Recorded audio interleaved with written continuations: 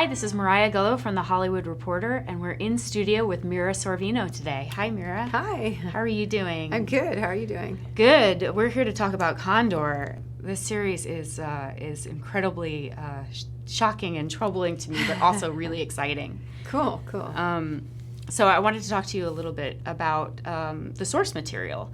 It was originally based on the 1974 novel 6 Days of the Condor, and then the Robert Redford movie 3 Days of the Condor, Yes. which just came out in 75. How do you feel like using your source material that existed during a post-Nixon, post-J. Edgar Hoover time, and now kind of updating it to modern day? How do you feel that translated?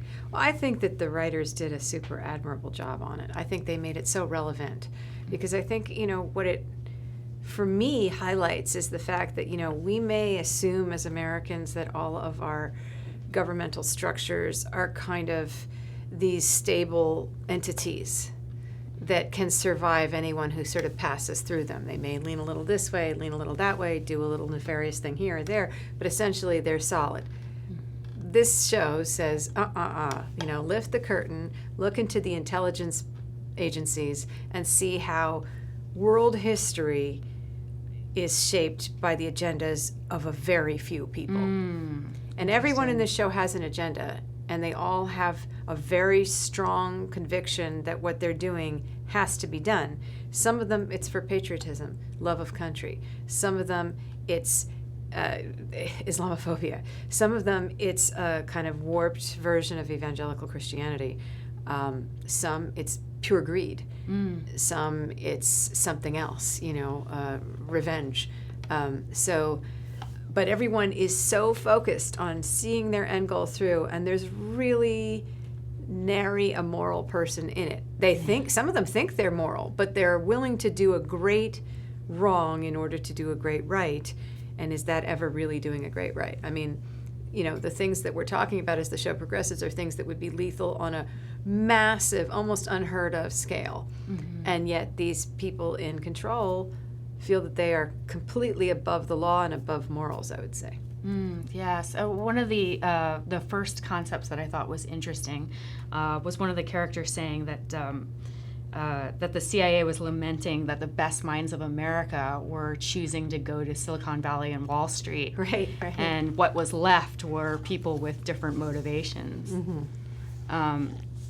But tell me a little bit about your character, Marty Frost, because she is tough as nails. Yeah, well, she is and she isn't. I would say that on the outside she's tough because she has to be. She's had to make herself into this, take no prisoners, ballsy person. But inside, she's really vulnerable. And there's one little flashback, and I'm not sure if it's in episode 2 or 3, where you see her lying on the cabin floor with Bob Partridge, the William Hurt character. And she's in this really desperate, vulnerable position where she's asking him to say, she's saying, "Do you love me? Tell me you love me." And he's kind of tantalizingly sort of out of reach with that emotional commitment. And, they had this past of this ongoing affair while they were colleagues working together. And, our backstory together was that we had,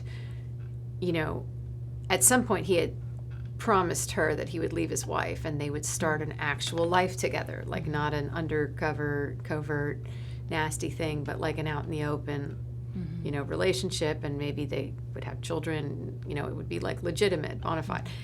And instead, he breaks up with her and ships her out to Saudi Arabia to punish her, basically, and get her out of his way, and so he can go back and patch things up with his wife. And he basically demotes her to this, real outlying station in Riyadh where she is miserable for years. And it really sort of, she has to build herself back up when she comes back, and she's now in this position of power where she's been at loggerheads with him for the whole season. She's really his nemesis more than anyone else, because he believes that Joe Turner is innocent. She believes that Joe Turner is not, or she's targeting Joe Turner with her investigation to try and find him to see who killed all these people at the, the tech office. But she's a complex person. Like, I definitely think she sees herself in the Christina Moses character. I definitely think she sees sort of a young version of herself, a sort of young, hopeful, woman trying to do something right via a life in, intelligence. But that doesn't mean that she's still not going to ultimately do things that are best for number one, or what she's decided is best for number one. As I said, everybody has these agendas, Right. these very powerful agendas that are almost, for her, I feel like hers is almost all consuming. It really eats her up inside. Yeah. So yeah. like when he walks into the room, she has butterflies, and yet she has to act like she's the toughest CIA agent around. Yeah. So he thinks that she's just a cold-hearted bitch now, but she's kind of reminding him, well, you made me this way. Right. Yeah, it seems like you said, every character has their own very distinct motivation, and they're either going towards or away their ultimate demise.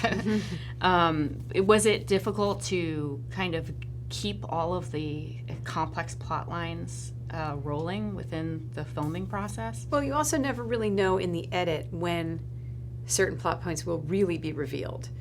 So sometimes you think something will have already been revealed by the time you got to playing that scene, but when you watch it on the day, they haven't let the audience in on certain inside jokes or secrets yet. Right. So you've got to play things in a way that's truthful to the scene, regardless of where the scene lands, in the edit. And I think in a thriller, there's always that titration of when to let the audience know as much as the writer knows or the main character knows or whatever. Right.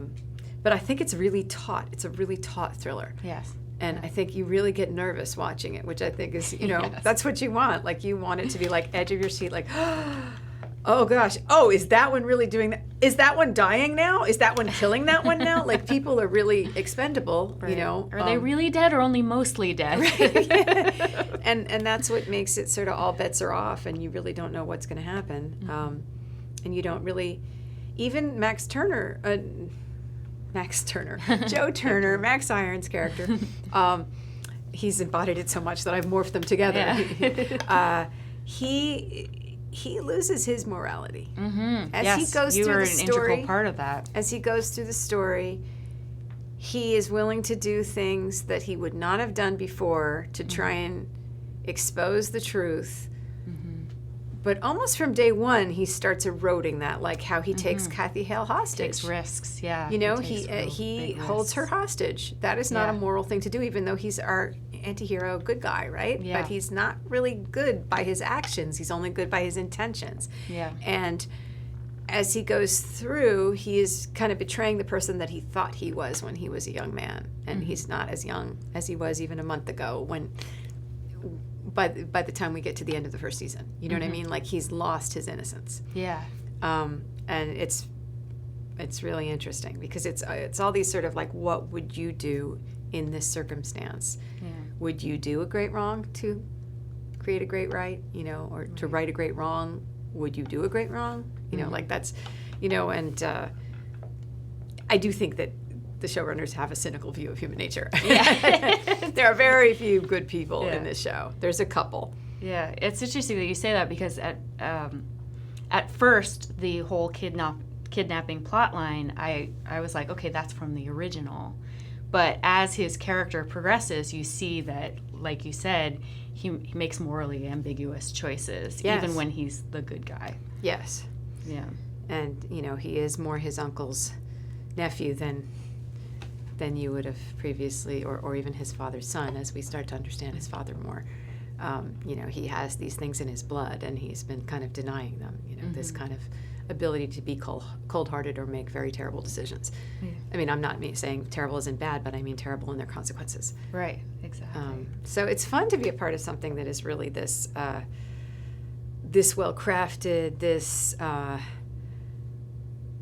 invigorating to watch. I really feel like you watch this and your brain starts going and your endorphins start firing. There's so much happening that it really takes you along for this tremendous ride. But it challenges you. It challenges you to think about our culture, our society, and ourselves, like how we would react and maybe what's happening today and how if we just sit by and do nothing, these institutions that I said before are not really immutable, not really unchangeable, are being morphed or transmogrified into something that we we never expected they could even become, and therefore becoming instruments of an agenda that perhaps we never signed up for as citizens, you know? Right. So although this season doesn't deal with the executive branch at all, I wonder maybe next season might, but you know, this is about the intelligence community. But I mean, and not to say that we've ever thought that the CIA was lily white in its interference in world affairs, but this is really bringing nefarious to a whole new level, I think. Right. Absolutely.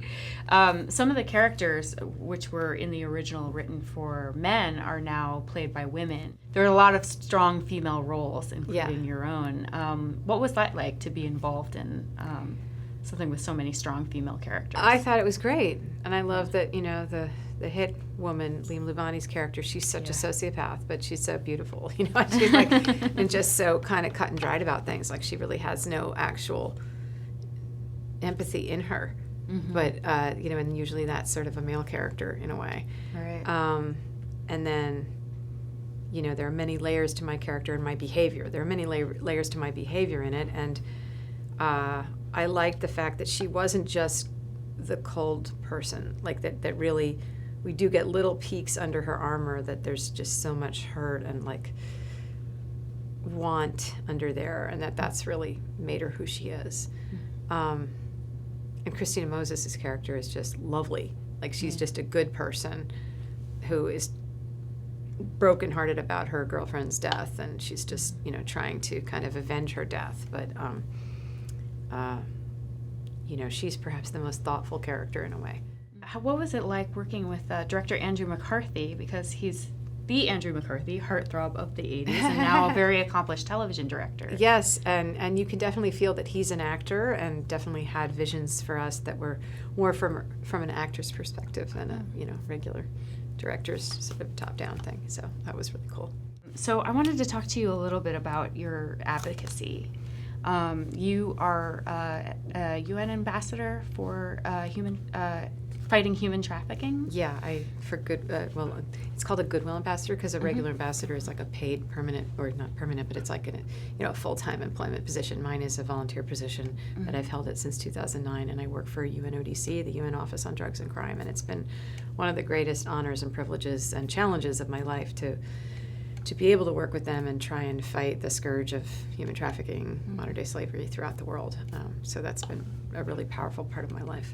And you must be very closely following what is happening in our own country right now with immigration crisis and border issues. Yes, I was just down at the border on Sunday. I don't know if you knew that, Really? but yeah, we went down to the El Paso border gate, El Paso and Juarez, and there was a big rally there with Voto Latino, and Dolores Huerta spoke, and I gave a very impassioned interview on MSNBC, which has raised the ire of certain more conservative viewers. But I just can't take the inhumanity of some of our policies, and I realize that it's a hornet's nest, that it's not just started now, but Trump's decision to create that zero tolerance policy and separate families, that was new.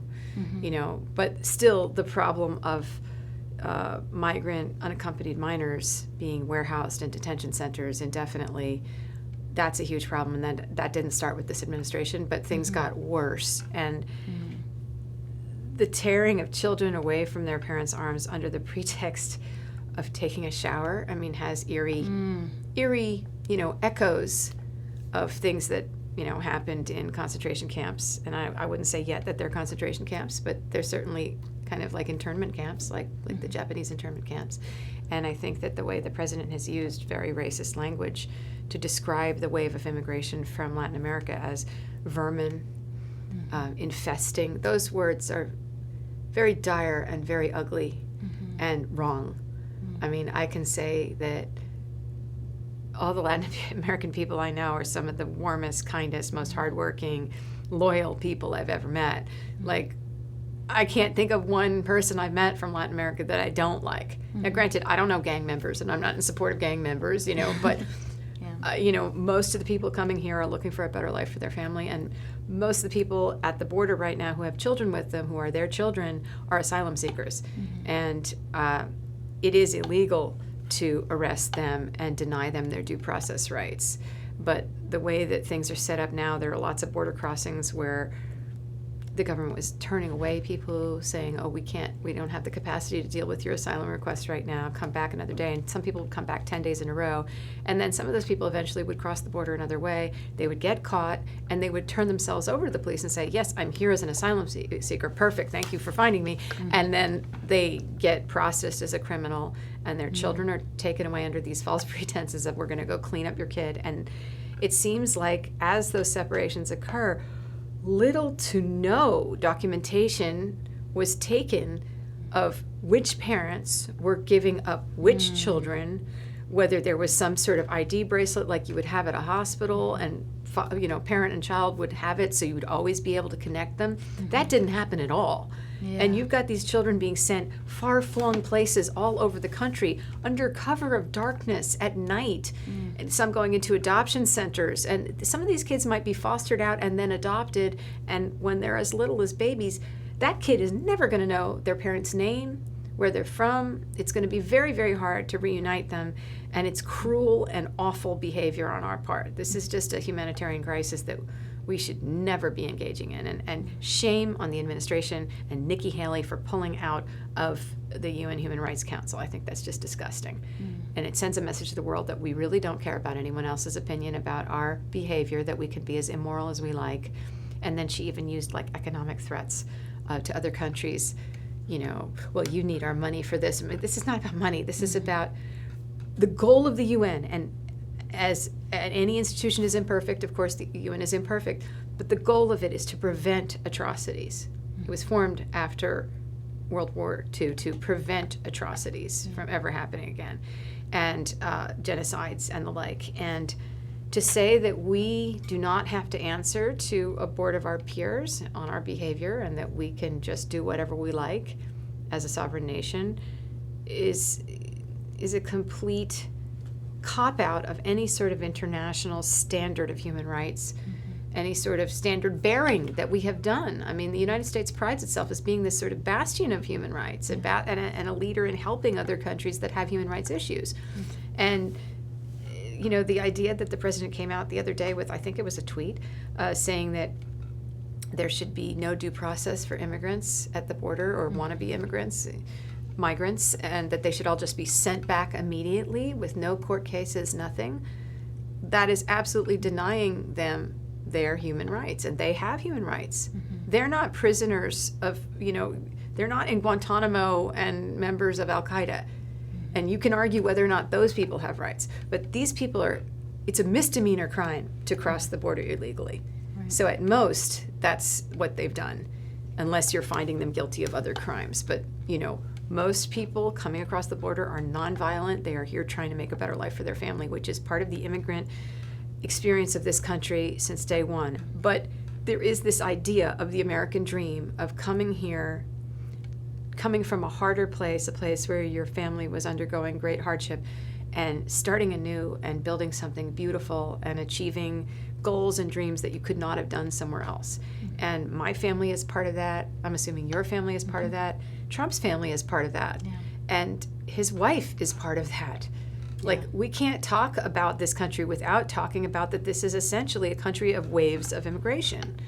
And I'm just really disturbed to the core. And when I see images of those children saddened, broken, looking for their parents, not getting any answers, and when I see images of parents looking for their children, like, I have 4 children. The worst nightmare I could ever have would not be loss of money or income or career or house or car. It would be loss of one of my children. To know that I could not find them and I could not help them and I couldn't be with them and hug them and hold them when they were terrified and sad. Like, that's any parent's worst nightmare, any good parent at least. And the idea that it's not even a priority to reunite them, or certainly hasn't been, that like we are going to do everything in our power to get those kids together. I think 500 of them have been reunited, but there's still about 2,000 that haven't. And that's just crazy. That's baby snatching. Yeah. That's kidnapping. We kidnapped those children away from those parents, lied to them, and then put them in jail and took the kids and sent them elsewhere, and they're scattered all over the country. So we need to do better. We need to do better on all fronts. The immigration situation is a very difficult one to handle. Obviously, we have to do better. There needs to be some sort of reform about how we handle it, what our concepts are. But just incarcerating people indefinitely, now it's like, well, you could incarcerate the family together indefinitely, and that's not an answer either. You can't just put families in jails for crossing a border. That's just not tenable. So I've been out there. That was my second protest last weekend. There's another one this Saturday. I don't know if I'm going to that in downtown LA, but I went to one in downtown LA a week and a half ago, and we marched from MacArthur Park to the Metropolitan Detention Center next to the Federal Building, and there some of the detained adults are, and we were chanting, "No están solos, no están solos," you are not alone. And the people in the windows were flickering back with their lights and with the room lights and with their cell phone lights, and it was just like, I don't know. It's unlawful to deny people due process, and also untenable that we should warehouse migrant children, unaccompanied children, and that we have to come up with a fix for all of this. But there are also several organizations that are doing things to help right now. And I published a tweet, I think it was yesterday, with I think it's the Texas Tribune. It has a list of organizations that are on the ground right now trying to help all these families, legal aid groups, social workers, foster care, places you can donate your time or your money to help these families. So, there's larger organizations like the ACLU, but there are smaller groups of like advocate lawyers that are going in and working on the individual cases of these families trying to find their kids. So I would maybe post that tweet, like if you can. It was within the past day and a half that I posted it, because it has a link to a whole list of ways that you can pick and choose, like, oh, this seems like a way I could help. And you might be able to yourself volunteer, which is amazing. And not everybody has the money to give, and sometimes it's more meaningful and effective to actually volunteer in person and do something, on the human level that changes things for one family even. That's a big something. Very well put. Thank you so much for being you. here. Mira Sorvino. The show is Condor, Season 1 on the Audience Network.